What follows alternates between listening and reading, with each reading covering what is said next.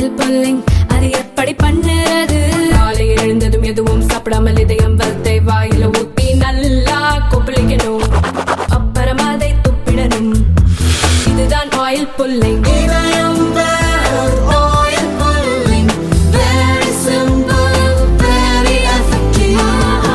டெல்லியில் சட்டப்பேரவை தேர்தலில் பாஜக முன்னிலையில் இருப்பது மிகுந்த அதிர்ச்சியை தருகிறது. ஆம் ஆத்மி இந்த அளவுக்கு பின்னடைவை சந்திக்கும் என்று எதிர்பார்க்கவில்லை.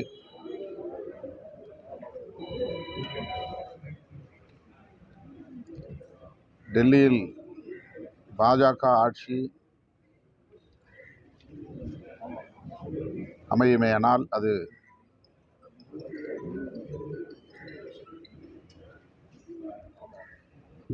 தேசத்திற்கான ஒரு பின்னடைவாகத்தான் கருத வேண்டியிருக்கிறது. நியாயமான முறையில் இந்த தேர்தல், டெல்லியிலே நடைபெற்ற தேர்தல் நடந்திருக்குமா என்கிற ஐயத்தை எழுப்புகிறது.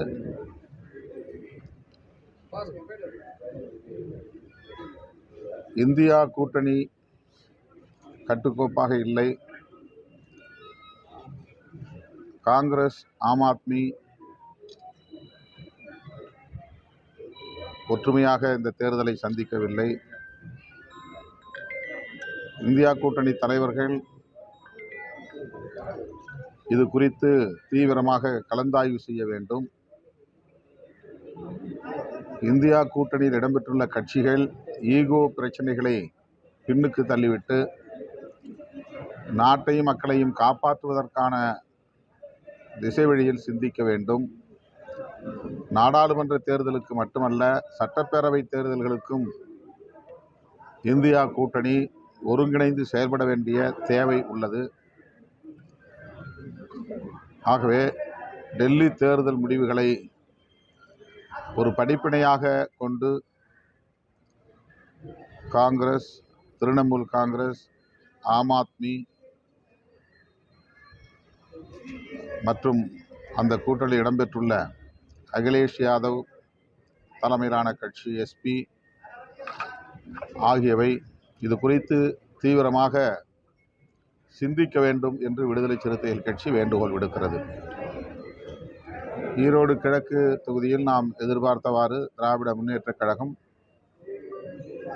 மிக அதிகமான வாக்குகளின் முன்னிலையில் உள்ளது.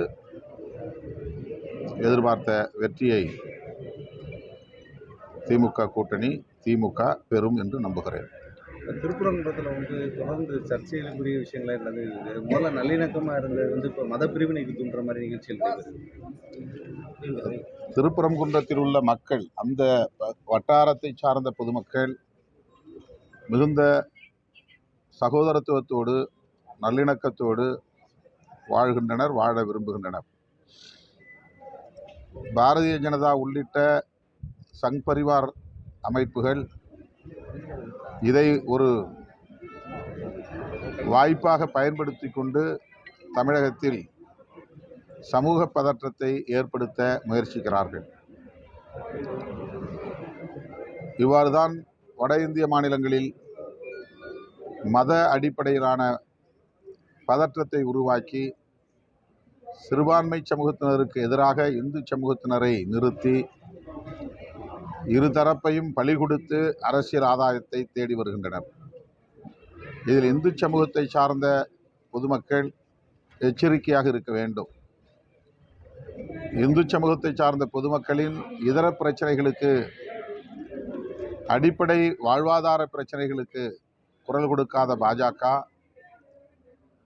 இதுபோன்ற கோவில், மசூதி பிரச்சனைகளை மட்டுமே உயர்த்தி பிடித்து மதவெறியை தூண்டி வன்முறைக்கு வித்திடுவது, மோதல்களை உண்டு பண்ணுவது, இரத்த களரியை ஏற்படுத்துவது என்கிற வழிமுறைகளைத்தான், உத்திகளைத்தான் அவர்கள் கையாண்டு வருகின்றனர். எனவே மிக எச்சரிக்கையாக இருக்க வேண்டும். சிறுபான்மை மக்கள் எச்சரிக்கையாக இருக்க வேண்டும் என்பதை விட இந்து சமூகத்தை சார்ந்த மக்கள் பாஜகவிடம் மிகுந்த எச்சரிக்கையாக இருக்க வேண்டும்.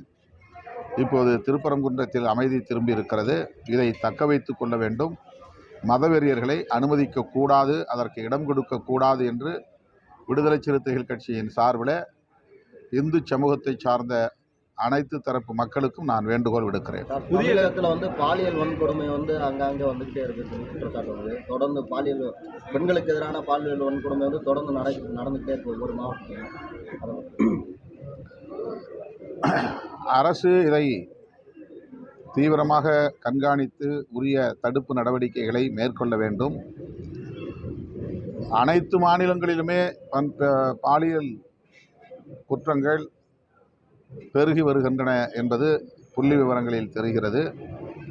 எப்படி தலித்துகளுக்கு எதிரான வன்கொடுமைகளும் சிறுபான்மை சமூகத்தினருக்கு எதிரான குற்றங்களும் பெருகி வருகின்றனவோ அப்படி இதுவும் பெருகி வருகிறது. ஆகவே தமிழ்நாடு அரசு, குறிப்பாக தமிழ்நாடு காவல்துறை இதுபோன்ற பாலியல் குற்றங்கள் பெருகுவதை தடுப்பதற்கு தீவிர கண்காணிப்பு நடவடிக்கைகளை மேற்கொள்ள வேண்டும். தற்போது கர்ப்பிணி பெண்ணுக்கு எதிரான குற்றத்தை செய்த குற்றவாளிகள், பள்ளி மாணவிகளுக்கு எதிராக செய்த பாலியல் குற்றங்களை செய்த குற்றவாளிகள் கைது செய்யப்பட்டிருக்கிறார்கள். அவர்கள் மீது கடும் நடவடிக்கை எடுக்க வேண்டும். தமிழ்நாடு காவல்துறையில் இதற்கென்று தனி உளவு பிரிவு ஒன்றையும் உருவாக்க வேண்டும் என்று வேண்டுகோள் விடுக்கிறேன். புதிய கல்விக் கொள்கையில் வந்து தமிழகத்தில் வந்து கையெழுத்து போடாதனால 2500 கோடி நிதியை வந்து பல்வேறு மாநிலங்களுக்கு பிரிச்சிருக்காங்க. தமிழகத்துக்கு எந்த திட்டமும் கொடுக்கப்படலை. ஏற்கனவே இந்த பிரச்சனை குறித்து இந்திய ஒன்றிய அமைச்சரை நமது தமிழ்நாடு கல்வி அமைச்சர் அன்பில் மகேஷ் பொய்யாமொழி அவர்கள் உரிய அதிகாரிகளோடு வந்து சந்தித்தார். நாங்களும் நாடாளுமன்ற உறுப்பினர்கள் என்கிற முறையிலே அந்த அமைச்சரை சந்தித்து வலியுறுத்தினோம். அவர் தன்னுடைய நிலைப்பாட்டில் அப்போதும் மிக உறுதியாக இருந்தார். தேசிய கல்விக் கொள்கையை நடைமுறைப்படுத்துவதற்கு தமிழ்நாடு அரசு இசைவு தந்தால் மட்டும்தான் நாங்கள் இந்த நிதியை ஒதுக்கீடு செய்வோம் என்று உடும்புப்பிடியாக பேசினார். இது வன்மையான கண்டனத்திற்குரியது. தேசிய கல்விக் கொள்கை கடும் விமர்சனத்துக்குரியதாக இருக்கிறது. சமூக நீதிக்கு எதிராக இருக்கிறது. ஆர்எஸ்எஸ் அஜெண்டாவின் அடிப்படையில் அந்த கல்விக் கொள்கை வரையறுக்கப்பட்டிருக்கிறது. இந்தியா முழுவதும் அவர்கள் விரும்புகிற ஒரே கல்வி முறையை கொண்டு வருவதற்கு இந்த தேசிய கல்விக் கொள்கை அமைந்திருக்கிறது. கல்விக் கொள்கை தொடர்பான அதிகாரங்கள் மாநில அரசுக்கான அதிகார பட்டியலில் இடம்பெற வேண்டும். ஒத்திசைவு பட்டியலிலே இருப்பதை பயன்படுத்தி கொண்டு இந்திய ஒன்றிய அரசு அதனை முழுமையாக தம்வசப்படுத்தி கொண்டு தம் விருப்பம் போல் செயல்பட்டு வருகிறது. எனவே தமிழ்நாடு அரசு எடுத்திருக்கிற இந்த நிலைப்பாடு சரியானது. இதனை விடுதலை சிறுத்தைகள் கட்சி வரவேற்கிறோம். இதில் உறுதியாக இருக்க வேண்டும். இந்த நிதியை பெறுவதற்கு உச்ச நீதிமன்றத்தை அணுக வேண்டும். நீதிமன்றத்தை அணுகி நிதியை பெறுகிற நீதியை வென்றெடுக்க வேண்டும் என்று கேட்டுக்கொள்கிறேன். தமிழகத்தில் மாவட்ட ஆட்சியர் சங்கீதா சரியான முடிவு எடுக்காதனால தான் இந்த பிரச்சனைக்கு இவ்வளவு தூரம் வந்திருக்கு. அதை மறைக்கிறதுக்கு அதிமுகவினர் வந்து கையெழுத்து போடாதனால தான் அந்த பிரச்சனைக்கு வந்து நாங்கள் எந்த முடிவு எடுக்க முடியலன்னு வேற காரணம் சொல்லியிருக்காங்க. அதிமுகவினர் வந்து பீஸ் கமிட்டி கூட்டத்தில் வந்து அனைத்து கட்சி கூட்டத்தில் வந்து அதிமுக கையெழுத்து போடாதனால தான் நாங்கள் முடிவு எடுக்க முடியல. மாவட்ட நிர்வாகம் வெளியிட்டிருந்தாங்க. அது சம்பந்தமாக பல சந்தர்ப்பங்களில் அதிகாரிகள் எடுக்கிற சட்டம் ஒழுங்கு சார்ந்த பிரச்சனைகள் தான், நிலைப்பாடுகள் தான் சமூக பதற்றங்களுக்கு வழிவகுக்கின்றன. எல்லா பிரச்சனைகளையும் சட்டம் ஒழுங்கு அடிப்படையில் மட்டுமே வருவாய்த்துறை அதிகாரிகளும் காவல்துறை அதிகாரிகளும் அணுகுகிறார்கள். பாதிக்கப்பட்டவர் பக்கம் நின்று அவர்களுக்கான நீதி, சிறுபான்மையினர் பக்கம் நின்று அவர்களுக்கான பாதுகாப்பு, சட்டத்தின் அடிப்படையிலான அணுகுமுறை என்கிற ஒரு நிலைப்பாடு அதிகாரிகளிடத்திலே இருப்பதில்லை. அவர்களாக ஊகம் செய்து கொள்வது, கற்பனை செய்து கொள்வது, இப்படி ஆகிவிடும் அப்படி ஆகிவிடும், சட்டம் ஒழுங்கு கெட்டுவிடும், எனவே சட்டம் ஒழுங்கை காக்க நாங்கள் தடை உத்தரவு போடுகிறோம் என்று மாவட்ட ஆட்சி நிர்வாகம் எடுத்த முடிவு இந்த நிலைக்கு காரணமாக அமைந்தது. அதற்கு முன்னதாக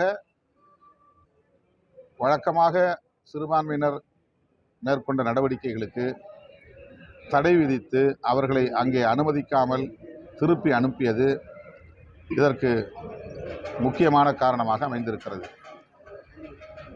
ஆட்சி நிர்வாகத்திற்கு அல்லது ஆளும் கட்சிக்கு இதுபோன்ற நெருக்கடிகளை அதிகார வர்க்கத்தை சார்ந்தவர்களின் அணுகுமுறையால் தருகிறார்கள்.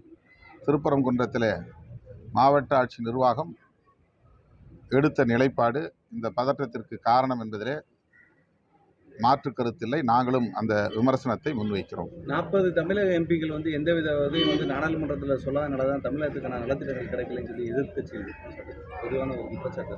எதிர்க்கட்சிகள் யாரு? அதிமுக அந்த மாதிரி அவங்க என்ன பேசுனாங்கன்னு சொல்ல சொல்லுங்க. இல்லை எல்லாரும் நீங்கள் பேசாதனால தான் அங்கே வந்து 40 பேர் இருக்காங்க, பற்றாக்குறையாக வருது அப்படின்னு ஒரு குற்றச்சாட்டு வைக்கிறாங்க. அது பாரதிய ஜனதா ஆளாத பிற கட்சிகள் ஆளுகிற மாநிலங்களுக்கு மிகப்பெரிய அளவிலே ஓரவஞ்சனை செய்கிற ஒரு அரசாக பாஜக அரசு இருக்கிறது. சந்திரபாபு நாயுடு அவர்களையும் நிதிஷ்குமார் அவர்களையும் திருப்திப்படுத்துவதற்காகவே இந்த முறை 2 பட்ஜெட்டிலும் அந்த மாநிலங்களை குறிவைத்து அவர்களுக்கு நிதி ஒதுக்கீடு செய்வதிலேயே அவர்களை தம்பயப்படுத்தி தம் கட்டுப்பாட்டுக்குள் வைத்துக் கொள்வதிலேயே குறியாக இருக்கிறது பாஜக அரசு. குறிப்பாக நிர்மலா சீதாராமன் அவர்களுடைய அந்த நிதிநிலை அறிக்கையை நாம் பார்த்தால் தெரியும். இந்த முறையும் பீகாருக்கும் ஆந்திராவுக்கும் தான் கூடுதல் நிதி ஒதுக்கீடு செய்திருக்கிறார்கள். நிறைய திட்டங்களுக்கு அனுமதி வழங்கியிருக்கிறார்கள். தமிழ்நாடு அரசை தொடர்ந்து வஞ்சித்து வருகிறார்கள். பாஜக அல்லாத பிற மாநிலங்கள் என்று வரிசைப்படுத்துகிற போது தமிழ்நாடு அவர்களுக்கு மிக முக்கியமான ஒரு பகை நாடாக இருக்கிறது. காரணம், அவர்கள் முன்வைக்கக்கூடிய அனைத்து சனாதன கொள்கைகளையும் எதிர்க்கிற ஒரு அரசாக திமுக அரசு இருக்கிறது. மிக கடுமையாக எதிர்க்கிற ஒரு நிலைப்பாட்டை திமுக அரசு கையாண்டு வருகிறது. அதிலே ஒன்று நீட் எதிர்ப்பு, அதிலே ஒன்று தேசிய கல்விக் கொள்கையை ஏற்க மாட்டோம் என்று புறக்கணிப்பது, அதே போல அவர்களின் சமஸ்கிருதமயமாதல் நடவடிக்கைகளை கடுமையாக எதிர்க்கிற நிலைப்பாடு. இப்படி வரிசைப்படுத்தி கொண்டே போகலாம். பாரதிய ஜனதாவுடைய இந்த ஆட்சி நிர்வாகம் திராவிட கருத்தியலுக்கு எதிராக இருக்கிறது. புரட்சியாளர் அம்பேத்கர், தந்தை பெரியார் போன்ற தலைவர்களின் சிந்தனைகளுக்கு எதிராக இருக்கிறது. எனவே திமுக அரசு தேசிய கல்விக் கொள்கையை எதிர்க்கிறது. இதை கருத்தில் கொண்டு தமிழ்நாடு அரசை வஞ்சிக்கிறது, ஓரவஞ்சனை செய்கிறது. இதை தமிழ்நாட்டின் எதிர்க்கட்சிகள் பேசாமல் பாரதிய ஜனதா குரலுக்கு வலு சேர்க்கிற வகையில் அவர்கள் திமுகவை விமர்சிக்கிறோம் என்கிற பெயரில் சனாதனத்திற்கு துணை போகிறார்கள். இதுதான் அவர்களின் அணுகுமுறையாக இருக்கிறது. அதான் நேற்று நீதிமன்றம் ஒன்றும் தரல போட்டிருக்காங்க. கோவை அருகே பேரூர் பட்டீஸ்வரர் கோவிலில் குடமுழுக்கு தமிழில் செய்வதற்கு அனுமதிக்க வேண்டும் என்று கோரினார்கள். நீதிமன்றம் முதலில் அந்த அனுமதியை வழங்கியது. மேல்முறையீட்டு வழக்கில் அனுமதி மறுக்கப்பட்டிருக்கிறது. தமிழ்நாட்டில் தமிழ் மக்கள், கடவுள் நம்பிக்கை கொண்ட தமிழர்கள் தமிழில் வழிபாடு செய்வதற்கும் தமிழில் குடமுழுக்கு நடத்துவதற்கும் இயலாத நிலை இருப்பது வேதனை அளிக்கிறது. நீதிமன்றமும் அதற்கு துணையாய் இருப்பது கவலை அளிக்கிறது.